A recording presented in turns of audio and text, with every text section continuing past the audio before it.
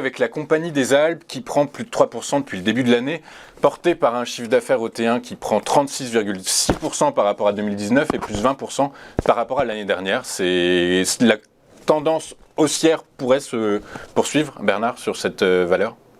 Alors là, on est vraiment, je dirais, on a vu donc deux valeurs dites Covid, donc qui avaient vraiment bien réussi, évidemment, dans les 2 années que nous venons de vivre.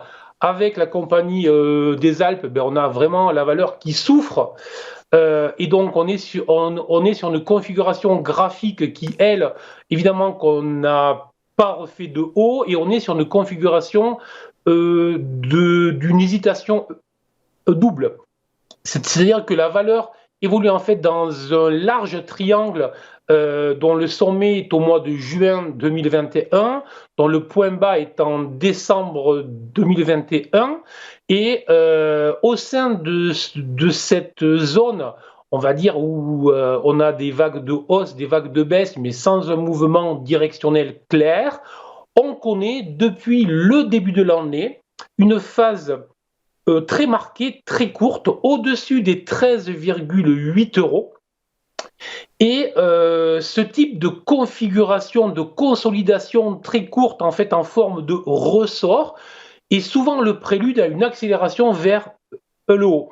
Et typiquement, on sait bien que si la situation économique et surtout sanitaire vient à s'améliorer, et si pour être clair, si on n'a pas une forte dégradation financière, on sait bien qu'il vaut mieux se positionner sur les titres de retournement, et la Compagnie des Alpes est typiquement un titre de retournement. Donc, je conseille tout simplement de surveiller cette courte consolidation entre les 13,8 et la zone des 14,68. Cette zone-là, si jamais on venait à s'extraire vers le haut en clôture jour au-dessus de ce niveau-là, on pourrait avoir une accélération avec une confirmation qui se ferait sur les 15,2, et là effectivement on ouvrirait un gros potentiel de hausse sur les 17,6. Donc tout un tas de résistances à surveiller, mais on constate tout simplement que c'est une valeur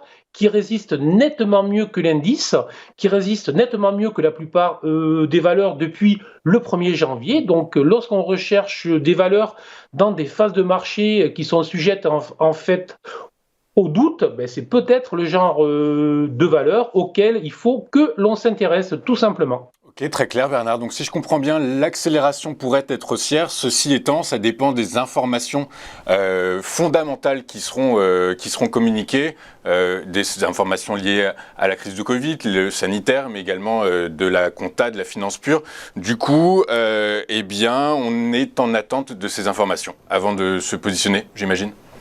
Oui, alors on est en attente de ces informations, et lorsqu'on travaille aussi en analyse technique, on sait bien que le mouvement sur les prix peut survenir avant que les informations arrivent euh, chez nous, on va dire. Donc ça veut dire qu'on va surveiller aussi la zone des 14,68, et en cas de clôture jour avec du volume, puisque c'est le volume qui viendra nous confirmer que les investisseurs, les opérateurs s'intéressent en fait à cette valeur. On regardera aussi la forme du chandelier, donc la forme de la journée, et on regardera aussi le niveau de clôture, c'est-à-dire qu'il faut que la clôture se fasse vers le haut du jour. Voilà les informations que l'on regardera pour valider la cassure de cette zone de résistance. Et généralement, j'insiste bien, les informations viendront quelques jours après. Après, ok, très clair. Merci beaucoup Bernard.